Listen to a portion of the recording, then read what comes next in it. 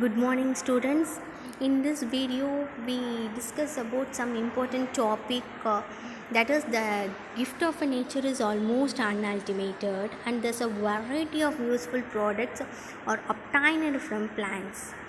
Can you guess which lesson are you going to learn? Yeah, it is economic biology.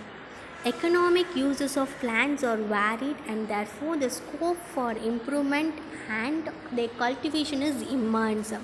Floriculture and horticulture have created considerable public awareness. In recent scenario, more emphasis is given to the progress of economic aspects of zoology like aquaculture, vermiculture, apiculture, and dairy farming, which are gaining more importance as animal based farming due to their economic and commercial values.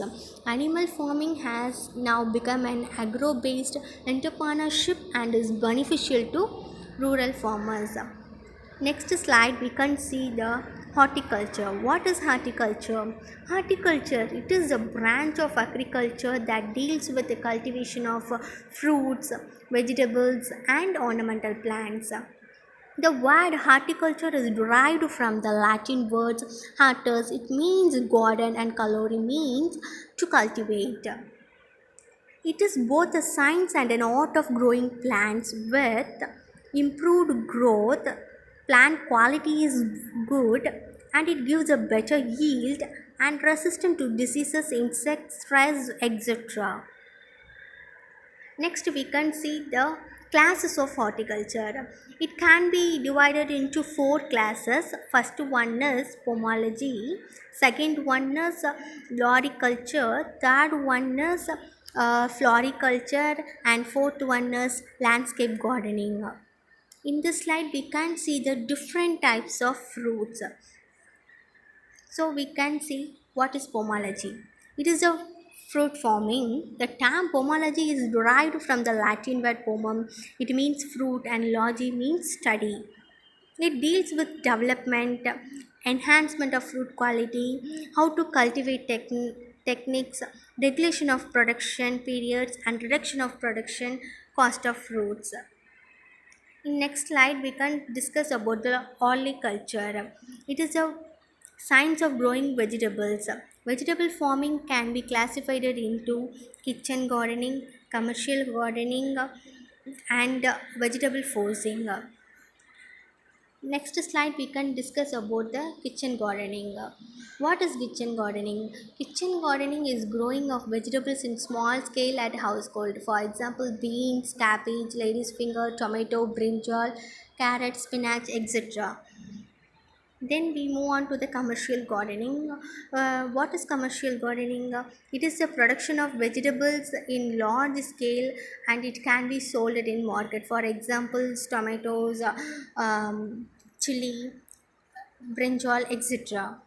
Then we move on to the vegetable forcing. What is vegetable forcing? Vegetable forcing, it is a method. Here we can growing the vegetables in a buildings, greenhouse, cold farms or under other artificial growing condition. It is the most intensive type of vegetable growing. Here we can grow the cabbage, tomato, brinjal, etc. Then we move on to the greenhouse. It is otherwise as polyhouse. It is a framed structure covered with transparent material to grow crops under partially or fully controlled environmental condition to get optimum growth and productivity.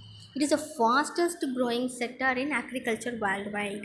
Then we can see the what are the advantages of greenhouse.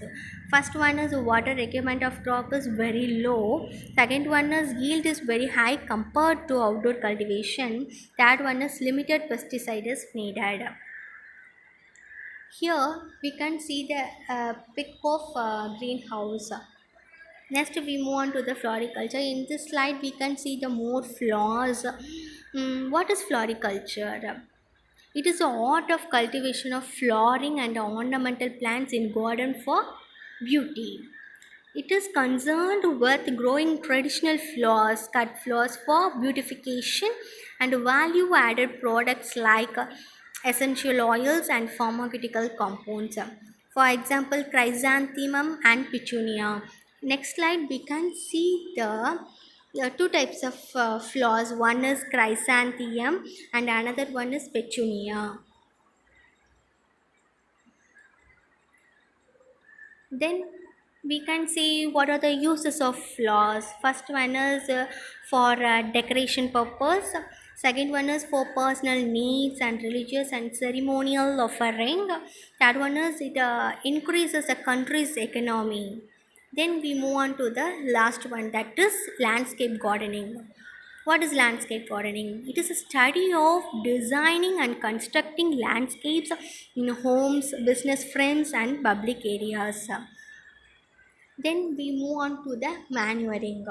What is manure? It is an organic compound. The organic manures are predominantly and it can be derived from plant debris, animal feces, and microbes.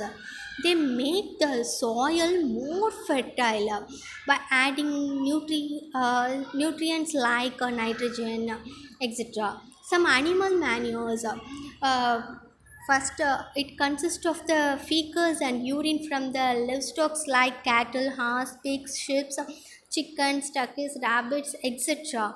Manures from different animals have different qualities and different application. Next slide, we can see the sheep and goat manure. It contains higher nutrients than farmyard manure. It contains 3% nitrogen, 1% phosphorus pentoxide, and 2% potassium oxide. Then we can discuss about the compost. What is compost? It is a soil conditioner as well as a fertilizer. It is rich in nutrients. It is produced by the natural decomposition of organic matter such as crop residues, animal waste, food waste, industrial and municipal wastes by microorganism under controlled condition. In this slide we can see some worms, that is the earthworms. It is a this process is called the vermicompost. Vermicompost is a method of making compost with the help of a earthworm which generally live in soil. They eat biomass and excrete it in digested form. This compost is generally called vermicompost. Then we can see green manure. What is green manure? It is obtained by the collection and decomposition of green leaves, shrubs, and herbs growing in a wastelands. It improves soil structure, increases water holding capacity, and decreases soil loss by erosion. It also helps in reclamation of alkaline soils and reduce weed proliferation. It is a manure obtained from uncomposted green material derived from the leguminous plants.